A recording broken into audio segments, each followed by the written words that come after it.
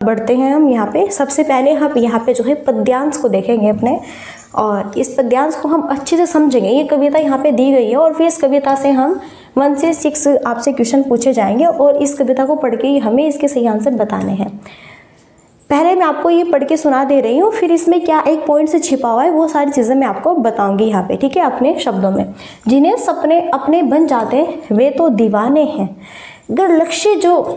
अगर लक्ष्य जो सादा है, अगर यहाँ पर होगा, अगर लक्ष्य जो सादा है तूने उसे पाने की कोशिश तू कर, चल आगे बढ़ तूफानों से न डर, चल कश्ती उठा सागर में उतर, है रात अंधेरी फिक्र है क्या, एक दिन आएगी अपनी सहर, चल कश्ती उठा सागर में उतर।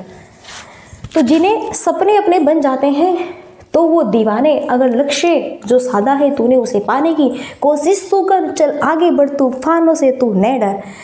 मानो कि आप जो है इस बार क्या दोगे, सीटेट दोगे जुलाई में। आप इस बार क्या दोगे भैया, सीटेट दोगे जुलाई में, है ना। तो आपका जो लक्ष्य है क्या है, सीटेट है। लक्ष्य क्या है, सीटेट है। अगर आपको अपना सपना सीटेट क्वालिफाई करना है तो सीटेट के पीछे दीवाने हो जाओ, पढ़ने के लिए पूरी मेहनत करो, दिन रात, दिन एक कर दो रात एक कर दो। अगर लक्ष्य जो तुमने साधा है टीचर बनने का, तो सबसे पहले तो सीटेट क्वालिफाई कर लो, करना होगा तुझे, उसे पाने की कोशिश, तू चल आगे बढ़ तूफानों से न डर। कोई बच्चे कहते हैं मेरा एक बार नहीं हुआ, दूसरी बार नहीं हुआ, 3 बार फेल हो गया, अब तो लगता है कि पास ही नहीं हो पाऊंगा। घर पे पेरेंट्स ये कहते हैं तुझसे नहीं होगा, समाज वाले कहते हैं तुझसे भी नहीं होगा, और पड़ोसी भी कहते हैं तुझसे, अरे भाई भाड़ में जाए पड़ोसी, भाड़ में जाए सारी दुनिया भाड़ में जाए, हमें क्या मतलब, सारी दुनिया भाड़ में जाए, मेरा तो 4 बार भी नहीं हुआ, बताओ तुम क्या करोगे। जब यहाँ पे मेरी मेहनत होगी तो मैं खुद निकाल लूँगा। 4 बार वो मेरा क्यों नहीं निकला, क्योंकि मेरी परिपूर्ण मेहनत नहीं थी, मेरी अच्छी सही डायरेक्शन में मेहनत नहीं थी, जो मुझे पढ़ना था वो मुझे पढ़ा ही नहीं, फिर कैसे पास होगे। ओके। और अगर जब आप बार बार इन चीज़ों से डरते हो ना, समाज क्या कहेगा, घर वाले क्या कहेंगे, दोस्त क्या कहेगा, अरे भाड़ में जा दोस्त, भाड़ में जाए समाज वाले, हमें क्या मतलब। जब हम परेशान होते दुखी होते तब तो समाज हमारे साथ नहीं होता। हाँ, जब उन्हें हमारी मजाक उड़ानी होती है तब वो हमारे पीछे पीछे भागते हैं। तो भाड़ में जाए ऐसे समाज को, ऐसे दोस्तों को, ठीक है। तो जो सबसे बेस्ट यहाँ पे है वो मैं यही कहना चाह रही हूँ आप सबको भाई, कि अगर आपका टारगेट सीटेट है तो उसे एक टारगेट बनाओ सही तरीके से, मैच्योर होके, और कंटिन्यू मेहनत करो, ठीक है। तो सबसे बेस्ट यहाँ पे यही है। चल कश्ती उठा सागर में उतर, चल जल्दी जल्दी मेहनत कर, रात दिन एक कर दे, ये नहीं कि सो रहा है पढ़ा हुआ, हे रात अंधेरी फिक्र है क्या, एक दिन आएगी, रात अंधेरी फिक्र है क्या, कोई बात नहीं, आज तुम फेल हो जा रहे हो, तुमसे नहीं हो पा रहा है, एक दिन ऐसा भी आएगा बेटा कि तुम बहुत ऊंचाई तक जाओगे। अपनी शहर चल कश्ती उठा सागर में उतर, चल उठ, शहर का मतलब है सुबह, उठ, सुबह निकल चुके, उठ, खड़ा हो जल्दी, क्यों लेटा हुआ है अभी तक, क्यों लेटा हुआ है अभी तक, खड़ा हो, क्या करेगा सो के, क्या करेगा सो के, क्या अवार्ड मिलेगा तुझे, सो के अवार्ड मिलेगा, चल उठ किताब उठाओ और पढ़ाई कर, ठीक है। तो यहाँ पे यही कहना चाह रहा है। तो बताओ आपको कविता कैसी लगी। सिर्फ और सिर्फ ये पूरी की पूरी कविता करती है हमारे ऊपर, हमें मोटिवेट क्या करती है, हमें प्रेरणा देती है, हमें मोटिवेट करती है, हमारी आंतरिक अभिप्रेरणा को बढ़ावा दे रही है कि भाई अगर तुमने ठान लिया है कि मुझे सीटेट इस बार क्वालिफाई करना ही है जुलाई का, तो क्यों सो रहे हो अब तक, खड़े क्यों नहीं होते आप लोग अपनी चारपाई से, उठो चलो और पढ़ाई करो, ठीक है। तो यही है बस। चलो आई होप समझ आ गया होगा। अब हम भाई क्वेश्चन जितने भी बनते हैं ना वो सारे अब हम फटाफट सॉल्व करते हैं। चलिए, कविता के अनुसार अपने सपनों को पूर्ण करने के लिए क्या आवश्यक है। तो कविता के अनुसार अपने सपनों को पूरा करने के लिए क्या आवश्यक है, निष्ठा एवं इच्छा शक्ति होना, अनुकूल परिस्थितियां होना, सपन देख पाना, या फिर धन संपदा का होना। क्या बात है। तो कविता के अनुसार अपने सपनों को पूरा करने के लिए क्या आवश्यक है, अगर हमें अपने सपन पूरे करने हैं, अगर हमें सीटेट क्वालिफाई करना है तो भैया तुम्हें क्या करना होगा ये बताओ। तो अगर हमें सीटेट क्वालिफाई करना है तो हम सोते हुए हमें सपने नहीं देखना, हाँ सीटेट का पेपर हो गया, हाँ सपने में ही सोच रहा है रिजल्ट भी आ गया, क्या बात है मेरी तो फर्स्ट डिवीज़न आई है, मैं तो यहाँ पे 130 प्लस मार्क्स लेके आई हो, है ना, तो भैया 100 मत दे, है ना। और धन संपदा, मेरे पास में बहुत धन है, बहुत ज़्यादा धन है, तो मैं सीटेट क्वालिफाई कर जाऊंगा, धन से कोई मतलब नहीं। अनुकूल परिस्थितियाँ, नो नो नो, बल्कि अगर हमें अपने 100 को पूरा करना है, अगर हमें सीटेट क्वालिफाई करना है इस बार जुलाई में पक्का, तो निष्ठा एवं इच्छा शक्ति होना, पूरा मोटिवेट होना, इच्छा शक्ति होना, पावरफुल होना, मन पर नियंत्रण रखना कि मुझे करना है तो करना है, चल उठ, क्यों सो रहा है, चारपाई से उठ और उठ के मेहनत कर, ठीक है। सो बेस्ट ऑप्शन ए है। आगे नेक्स्ट सेकंड क्वेश्चन है, जीवन में सुख दुख आशा निराशा की स्थिति मानव को हरा देती है, सदैव नहीं रहती, मानव को सशक्त बनाती है, सदैव बनी रहती है। तो ये पॉइंट्स बहुत अच्छा कहा भाई, कि जीवन में सुख दुख की कड़ी, जीवन में सुख दुख आशा निराशा की स्थिति क्या ये हमेशा बनी रहती है? क्या अगर आप आज बहुत दुखी है, बहुत निराश है, आपकी फैमिली में कुछ ऐसी दुर्घटना हुई, क्या वो हमेशा रहेगी? ऐसा कुछ नहीं है। क्या वो मानव को सशक्त बनाती है? तो ऐसा भी होता है जब हमारे साथ में कुछ दुर्घटनाएं घटित होती है तो उस टाइम पे हम बहुत टूट भी जाते हैं, है ना। तो सशक्त ऐसा नहीं कह सकते। या फिर मानव को हरा देती है, देखो अगर हरा भी दे रही है तो हमें फिर से खड़ा होना है, फिर से डटकर उठना है और सामना करना है अपनी उन सभी परिस्थितियों का, है ना। सो यहाँ पे क्या है, सदैव नहीं रहती। तो जीवन में सुख दुख आशा निराशा की स्थिति भैया सदैव नहीं रहती। आज अगर तुम दुखी हो तो ऐसा कुछ नहीं कि कल भी तुम दुखी होगे, कल एक जीवन में ऐसा पल लेके आएगा जिसमें तुम बहुत हैप्पी होंगे, आपकी एक अलग ही दुनिया होगी। ओके, तो यही है, अभी सीटेट क्वालिफाई कर लो, क्या बात है, जॉब वॉब ले लो, फिर शादी होगी, फिर देखो दुनिया लगी होगी कि नहीं होगी, बच्चे बच्चे होंगे, उनको पढ़ाना लिखाना, ठीक है, तो दुनिया अलग होगी कि नहीं होगी। तो ये चीज़ कह रहे हैं, आज अगर दुखी हो तो भैया कल सुखी होगे, अगर आज दुख हो के मेहनत कर लोगे, इसलिए सदैव नहीं रहती। नेक्स्ट है, शहर का क्या अर्थ है? मैंने आपको बताया था, शहर का अर्थ है सुबह रात शाम निराशा। यहाँ पर है सुबह, कह रहे हैं ना कि शहर, चल शहर उठ खड़ा हो, यानी कि चल सुबह हो गई, चारपाई से उठ ना, चारपाई से उठ और पढ़, ठीक है। तो इसलिए शहर का अर्थ है सुबह।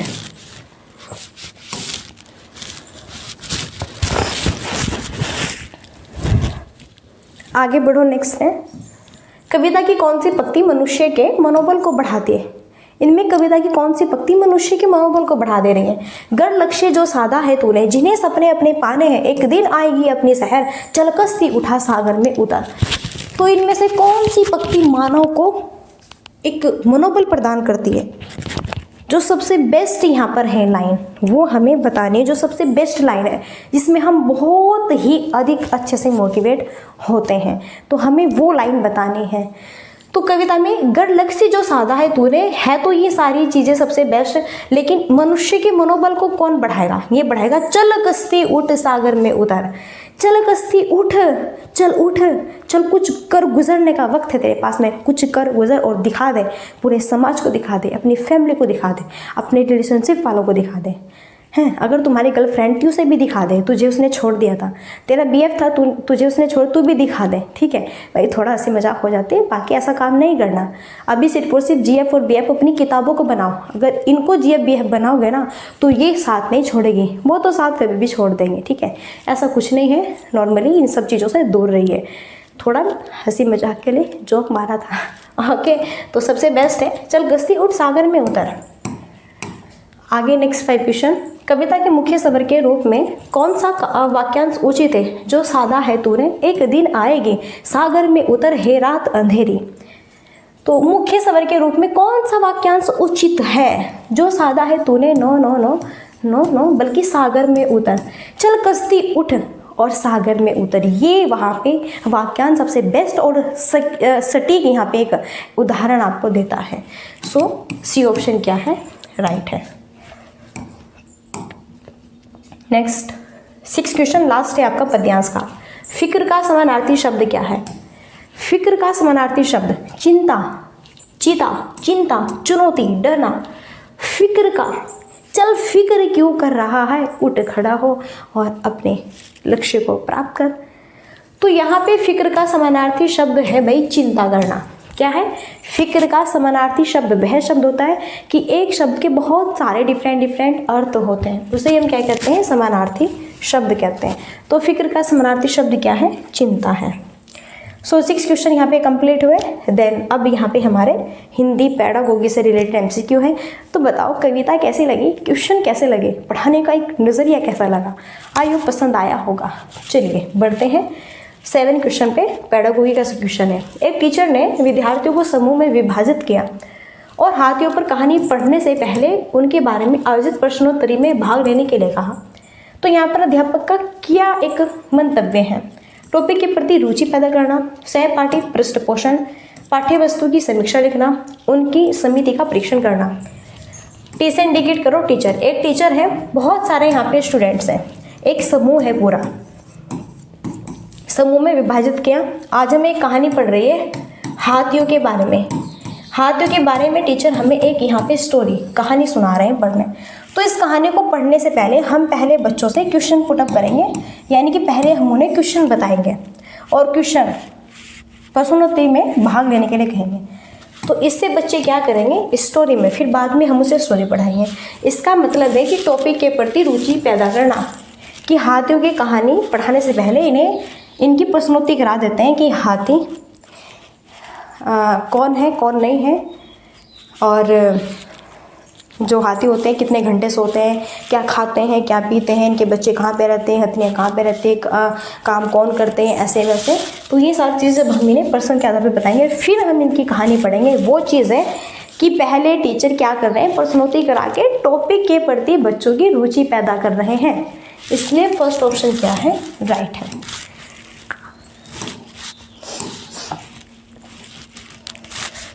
आगे देखो, नेक्स्ट है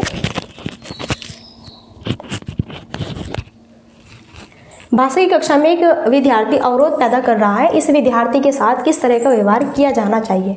बच्चों को समाधान खोजने के लिए कहना चाहिए, उद्यमी विद्यार्थियों पर ध्यान देना चाहिए, समाधान खोजने के लिए अभिभावकों पर डिपेंड रहना चाहिए, विद्यालय प्रशासन को इस विद्यार्थी के बारे में बताना चाहिए। तो भाषा की कक्षा में एक विद्यार्थी अवरोध पैदा कर रहा है, तो इस विद्यार्थी के साथ किस तरह का व्यवहार करना चाहिए? देखो कुछ बच्चे ऐसे होते हैं, मानो एक क्लास है, सारे बच्चे एक जैसे नहीं होते, है ना। क्लास में मानो 30 बच्चे हैं, तो 30 बच्चे में ना 2-4 बच्चे या फिर एक आधा बच्चा ऐसा होगा, टीचर बहुत शांत होकर अच्छे से पढ़ा रहे हैं, लेकिन कुछ ना कुछ इनमें से 1-2 बच्चा ऐसा होगा जो कि अवरोध डाल रहा है, यानी कि वो अपने ही मन में खोया है, सही से टीचर्स की बात नहीं सुनाना, ध्यान दे रहा है पढ़ने लिखने में, सिर्फ और सिर्फ अपने बातों में या फिर औरों को भी क्या कर रहा है? गुमराह कर रहा है। कुछ जो है उनका टाइम इधर से इधर हटा रहा है। कुछ ऐसे होते हैं कि नहीं होते हैं, है ना, कि आपस में ऐसे ही हुई कि वो मानो टीचर पढ़ा रहे हैं और डेस्क पे बैठे हुए बेंच पे बच्चे, और आपस में हम अपने आप ही बात कर रहे हैं। हाँ मोहन, हाँ तुम कल स्कूल क्यों नहीं गए? मोहन कह रहे हैं मैं शादी में गया था। तुम देखो टीचर्स पढ़ा रहे हो उस पर ध्यान नहीं दे रहे। मोहन तुम कल कहाँ गए थे? उस पर ध्यान दे रहे हैं। तो इस तरह से अगर बच्चे अवरोध पैदा करने वाले होंगे तो फिर हम कैसा व्यवहार करेंगे? हम कहेंगे उन्हें कि बच्चों को समाधान खोजने के लिए कहेंगे। अगर ये बच्चे यहाँ पे अवरोध पैदा करेंगे, इस तरह आपस में बातचीत करेंगे और टीचर पढ़ा रहे हैं, तो फिर हम उन बाल को कहेंगे कि बेटा तुम्हें हम ये कार्य दे रहे हैं, ये करो। फिर उनका ध्यान हम उधर से हटा के उन्हें कुछ एक्टिविटीज़ देंगे। चलो बातें फिर बनाना, ओके, पहले पढ़ाई करो। नेक्स्ट, विद्यार्थी किसी विचार बिंदु पर मानस मंथन करते हैं, संयोजन करते हैं, प्रारूपण करते हैं, संपादन करते हैं और अंततः अपने कार्य की पुनरावृत्ति भी करते हैं। तो इस प्रक्रिया द्वारा कौन सा कौशल प्रतिबिंबित होता है? पठन कौशल, वाचन है, लेखन है, श्रवण है। Sorry friends. तो स्टूडेंट्स किसी विचार बिंदु पर मानस मंथन करते हैं, संयोजन करते हैं, प्रारूपण करते हैं, संपादन करते हैं। तो यह एक्टिविटी क्या यहाँ पे कहलाएगी?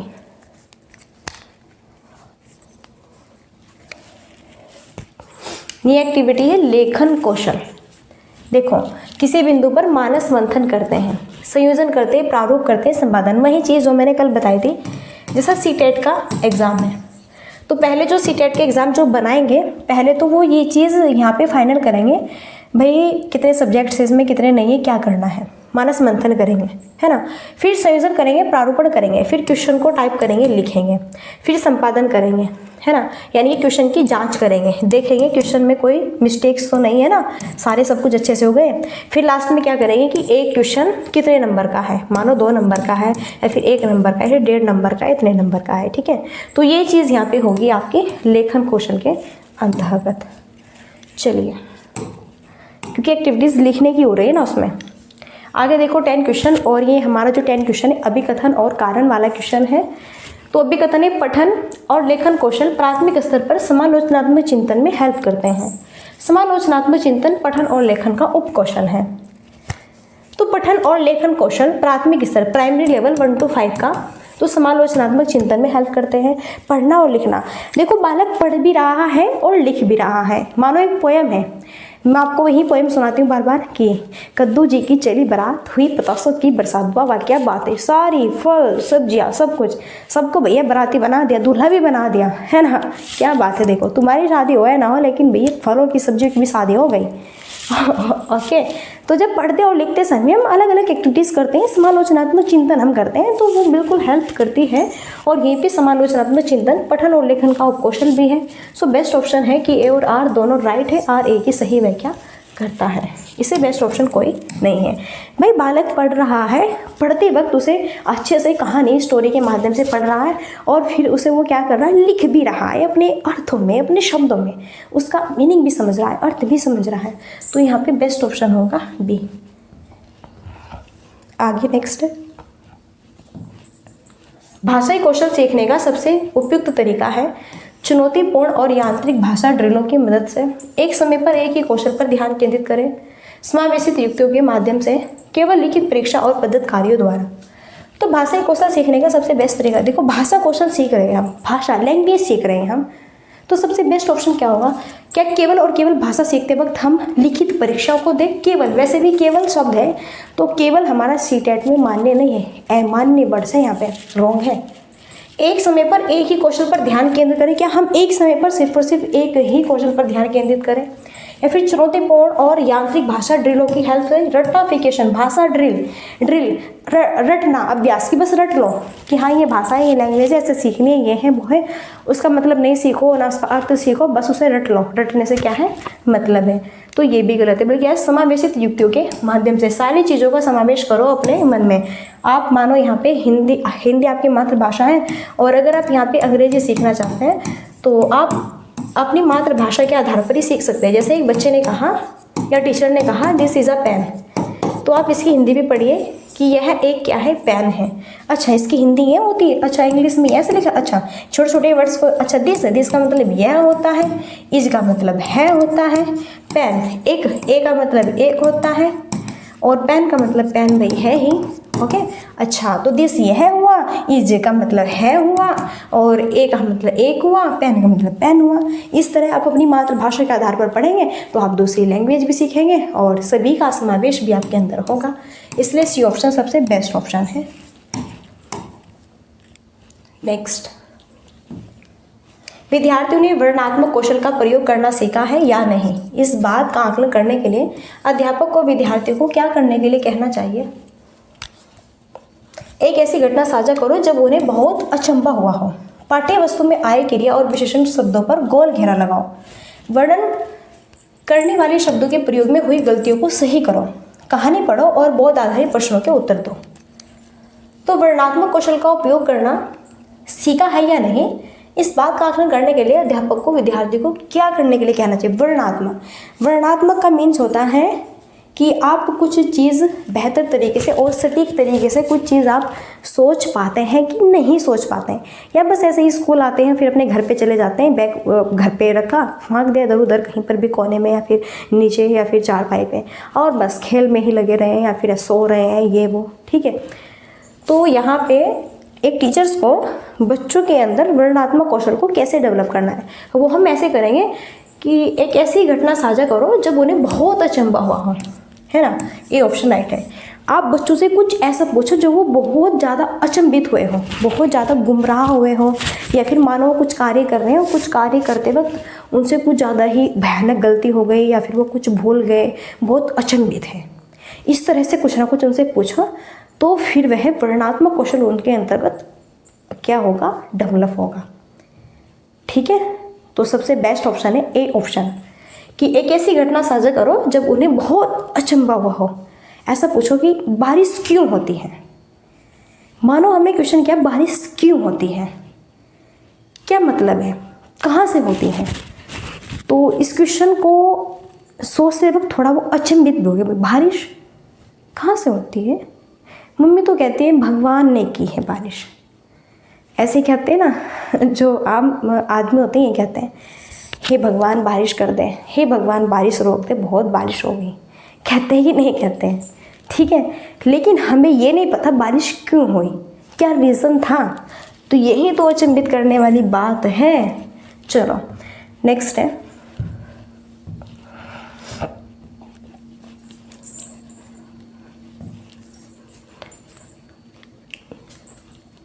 क्लास 7 की अध्यापिका निर्धारित पाठ्य पुस्तकों के अलावा अन्य पुस्तकों के पठन को सुलभ कर रही है।